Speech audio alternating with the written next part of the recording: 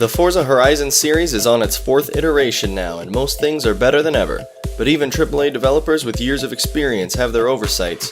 Some things are minor, some things are weird, and others are just plain stupid. So today, we're talking about 5 things they still need to add in Horizon 4. Before we start, I'd like to say that there are many things I could comment on, but these are the big obvious ones that stuck out to me right away. Nothing game-breaking, just some things I thought were worth mentioning. So, here we go. Number 1. We'll start with one that's pretty minor and pretty self-explanatory.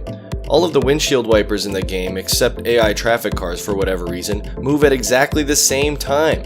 When you're out racing around, it's not as noticeable, but it's especially silly when a bunch of rally cars are lined up on the grid and there's a synchronized windshield wiper dance party happening every 4 seconds. It might be petty, but it can be immersion breaking, and I expected it to be fixed by now. Number 2. Tuning in Forza is pretty daunting, and it's easy to cause more harm than good if you don't know what you're doing. So why don't they have an in-game tutorial for the tuning and how it affects your car? Just make it an optional mission or something, where you go to the festival engineer and he gives you a test car to perform certain driving tasks with, like off-roading, drifting, etc. You could drive the car initially, the engineer would explain how to tune the car for that situation, and then you would try again to feel the difference for yourself. Or even just an in-depth video tutorial of what each tuning option is, how it will affect the car, and when it should be adjusted. Anything to give you some exposure to the tuning without having to read through a small novel for each option to have any idea what it does. This leads me into Number 3. Is this a bug, or am I just misinterpreting the explanation? Either way, it's been like this since at least Horizon 3.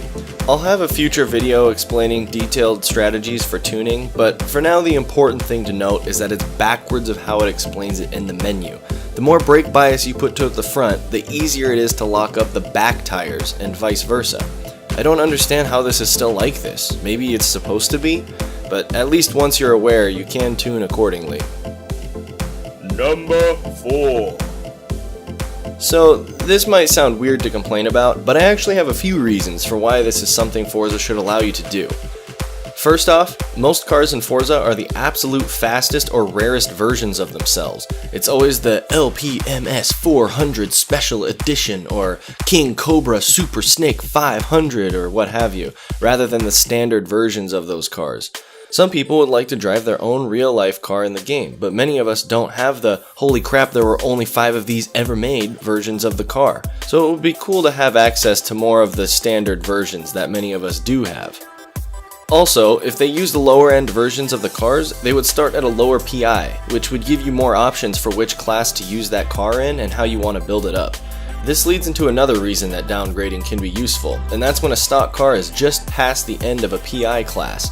Like how the O2 RX-7 starts at 711, but the B class ends at 700.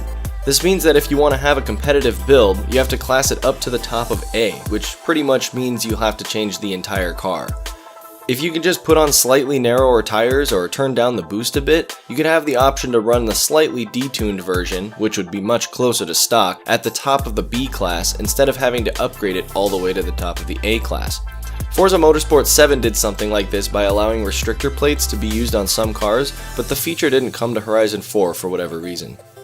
So we started with a minor one, and we'll end with a minor one. Here's Number 5. Why hasn't Forza done this yet? Many of the engine swaps and cam upgrades in the game allow cars to go past the limit of the stock tachometer, and many speedometers on lower end cars don't read fast enough to go 100 miles an hour. If you don't have the speedo and tach on the HUD, then you're pretty much guessing when to shift and how fast you're going with high-end builds. Adding aftermarket gauges as an upgrade would not only add realism and customizability, but most importantly, functionality. Again, this might be a small issue, but I don't see a good reason why the 11th game in a renowned racing franchise still hasn't figured this out. And that's where we'll cut it today, folks. Like I said before, there are many other things I could have commented on, but in my opinion, these were the most obvious. What do you guys think? Am I misreading the description of the brake tuning? If there were a tuning tutorial, would you use it? Does it bother you that your tachometer reads 2000 RPMs below your maximum engine speed? Let me know in the comments any thoughts you guys have or anything I missed. Oh, and if you liked the video, don't forget to subscribe. More content like this will be out on a weekly basis. Thank you so much for watching. Remember to race quick and drive clean. This has been Digital Driver.